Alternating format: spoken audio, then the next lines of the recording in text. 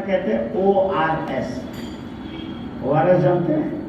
O for original, R for regional और S for.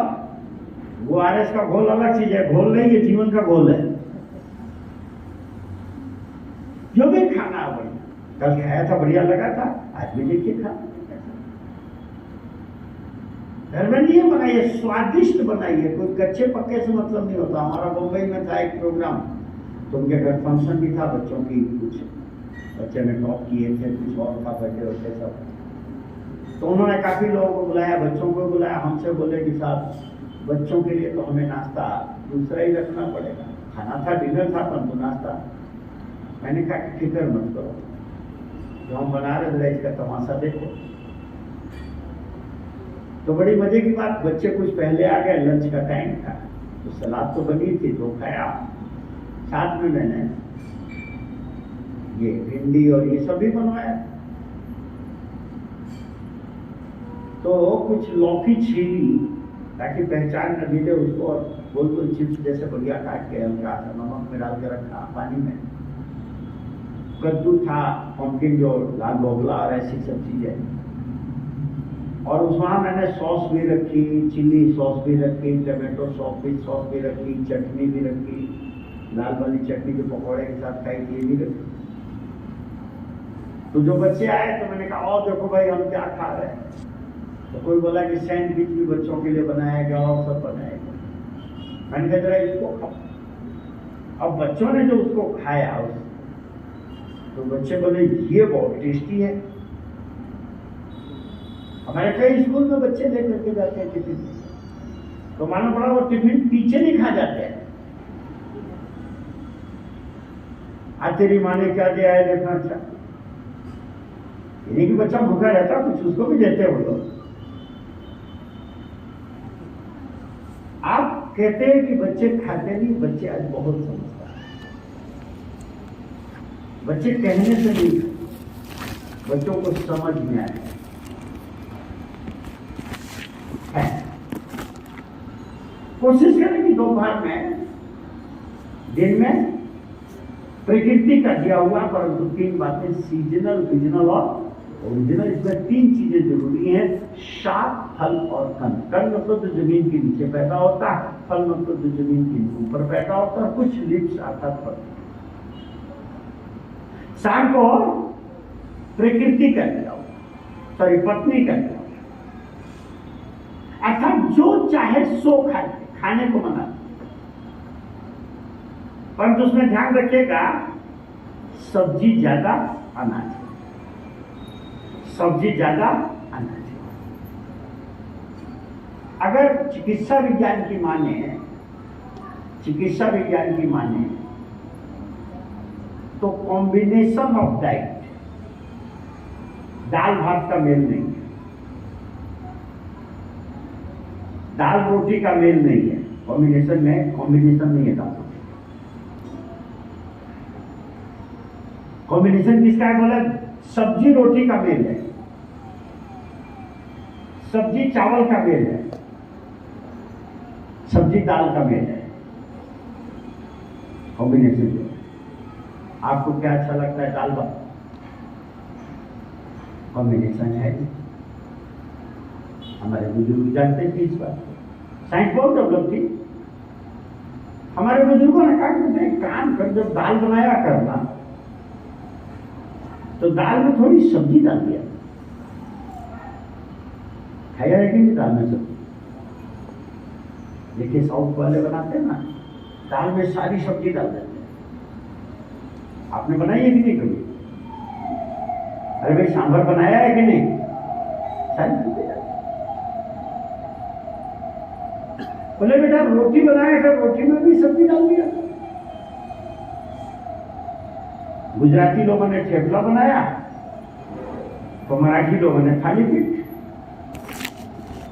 आ जाइए हमारे दिल्ली में 36 प्रकार के पराठे, गोभी का पराठा, प्याज का पराठा, मूली का पराठा, आलू का पराठा।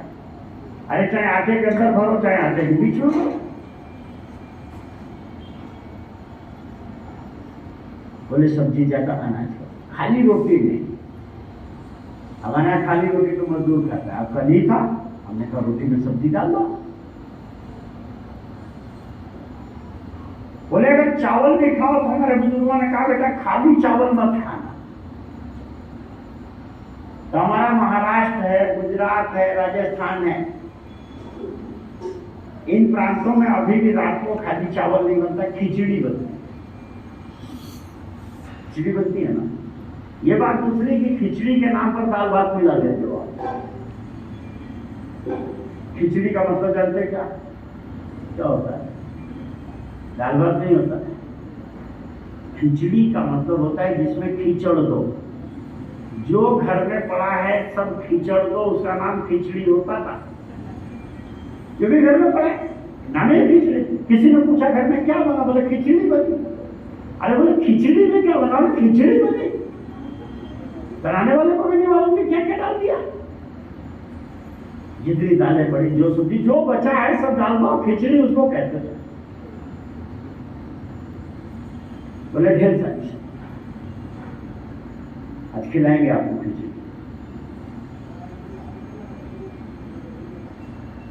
बोले जो भी चाहे खाए, खाने को बना, सब्जी ज्यादा अनाज का, सब्जी ज्यादा अनाज का। बोले दो बातों का ध्यान रखें, पत्नी के दिए में दो बातों का ध्यान रखें। पहली बात 80% सब्जी, 20% अनाज। दूसरी बात ध्यान रखें, गीता में भगवान कृष्ण कहते हैं कि यज्ञ शिष्टासिना संतो मुच्यन्ते सर्व किल विषय भुंजते ते त्वघं पापा ये पच्यन्त आत्म कारणात्। गीता में भगवान कृष्ण कहते हैं कि यज्ञ शिष्टा असिना माने खाता है, यज्ञ से बचा हुआ जो व्यक्ति खाता है मुच्यन्ते सर्व किल विषय, सारे पापों से मुक्त हो जाता है। 20 रुपये नहीं समझ में? बोले यज्ञ में आप आहुति डालते ना, इदम अग्नि इदम, बोले अग्नि देवताओं का मुख। तो बोले जो अपने खाने से देवताओं को खिला करके और बचा हुआ जो खाता है प्रसाद। अभी हम जब इंसान बहुत पुराना शिव मंदिर लोगों का घूमने चले, चलो तो मिठाई का डब्बा लेकर के गए, पुजारी जी दिया, पुजारी जी उसमें से 4 पेड़े दिए और बाकी डब्बा। जब वापस होके आए तो मिठाई का डब्बा था क्या हो गया? बोले जो भी खाएंगे याद रखिएगा वो अनशेयर्ड नहीं होना चाहिए, उसमें से भगवान का निकलना चाहिए। अर्थात अगर 4 रोटी खाएंगे तो 1 रोटी पहले निकाल दीजिए, 1 कटोरी दाल खाएंगे चौथाई निकाल दीजिए। गीता में भगवान कृष्ण कहते हैं कि जो यज्ञ शिष्टा है, इस तरह देवताओं का निकाल दिया तो बचा हुआ 3 रोटी क्या हो गई? प्रसाद। यज्ञ शिष्टा असिना संतु, जो व्यक्ति खाता है मुच्यन्ते सर्व किल विषय, किल विषय बने पाप, सारे पापों से मुक्त हो जाता है।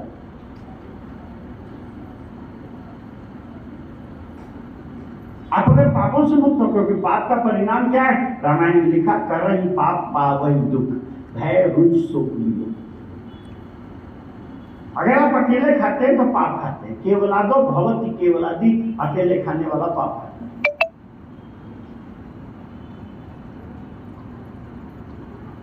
बोले अगर नहीं निकालते, बोले कि मुच्यन्ते सर्व किल विषय, सारे पापों से मुक्त हो जाता। बोले बिना निकाले खा लिया तो, बिना देवताओं को खिलाए खा लिया